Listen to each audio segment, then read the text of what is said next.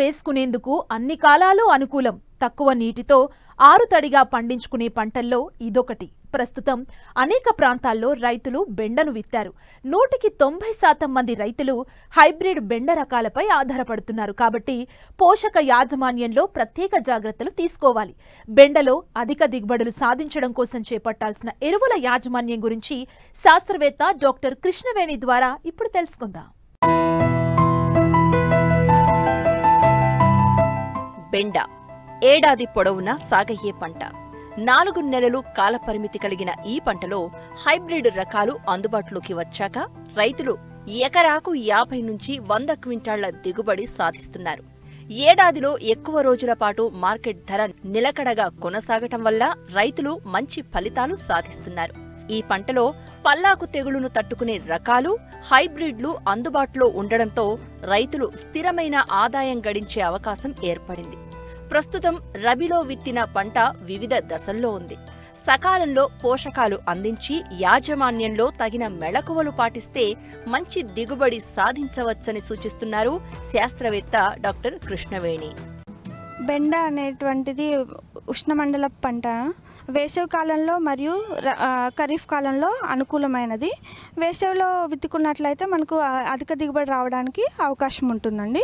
విత్తనం నాటే ముందు మనము 8 నుంచి 10 టన్నుల పశువుల ఎరువుని ఎకరాకి ఆఖరి దుక్కులో వేసి కలియదున్నాలండి. దీంతో పాటు భాస్వరం మరియు పొటాష్ని ఇచ్చేటువంటి ఎరువుల్ని 30 కేజీలు ఆఖరి దుక్కులో వేసుకోవాలి. విత్తిన 30 రోజుల తర్వాత ప్రతి 15 రోజులకు ఒకసారి, అంటే 30 రోజులకి 45 రోజులకు ఒకసారి, 60 రోజులకు ఒకసారి 70 కిలోలు నత్రజని అందించేటువంటి ఎరువుని యూరియా రూపంలో కానీ డిఏపి రూపంలో కానీ మనము 3 సమపాలల్లో అందించాలండి.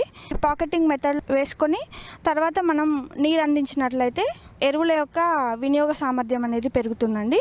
మనం డ్రిప్ ద్వారా నీళ్లు అందించినప్పుడు దీంతో పాటు మనము ఎరువులను కూడా అందించవచ్చు. ఫెర్టిగేషన్ విధానంలో నీటిలో కరిగేటువంటి ఎరువులను మాత్రమే మనం ఉపయోగిస్తాము. నత్రజని ఇచ్చేదైతే యూరియా, లేదంటే మనం పొటాష్ని ఇచ్చేటువంటి తెల్ల భాస్వరంని ఉపయోగించుకోవచ్చు. అయితే ఇది డ్రిప్లో ఇచ్చినప్పుడు ఏంటంటే మనము ఎరువు వినియోగ సామర్థ్యం పెరగడంతో పాటు కూలీల ఖర్చు అనేది తగ్గించుకోవచ్చు.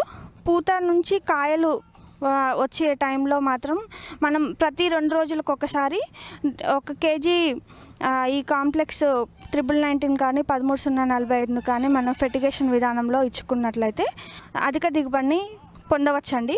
ఎకరాకి సగటున 6 నుంచి 8 టన్నులు మనం దిగుబడి సాధిస్తున్నామండి. డ్రిప్ విధానంలో కానీ మల్చి షీట్ వేసుకొని కలిపి యాజమాన్యం చేపట్టినట్లయితే మనం కూడా దాదాపు 12 టన్నుల వరకు కూడా మనము ఎకరాకి ఈ బెండ దిగుబడి అనేది పొందవచ్చండి. హైబ్రిడ్ రకాలలో మనము ఆల్రెడీ అధిక దిగుబడి అనేది సాధించాలంటే మనం ఎరువుల యాజమాన్యంలో మనం సాధారణమైనటువంటి రకాలకు ఇచ్చేటువంటి ఎరువుల్లో ఒక 25% నుంచి 50% వరకు హైబ్రిడ్ రకాలకి ఇచ్చుకున్నట్లయితే మనకు అధిక దిగుబడి సాధించడానికి అవకాశం ఉంటుంది. బెండలో ప్రధానంగా రసం పీల్చు పురుగుల నివారణ పట్ల రైతులు తగిన ముందస్తు జాగ్రత్తలు తీసుకుంటే వైరస్ తెగులు వ్యాప్తి ఉండదు. ప్రతి వారం 10 రోజులకు ఒక నీటి తడి అందిస్తే నాటిన 45వ రోజు నుంచి బెండ దిగుబడి ప్రారంభమవుతుంది.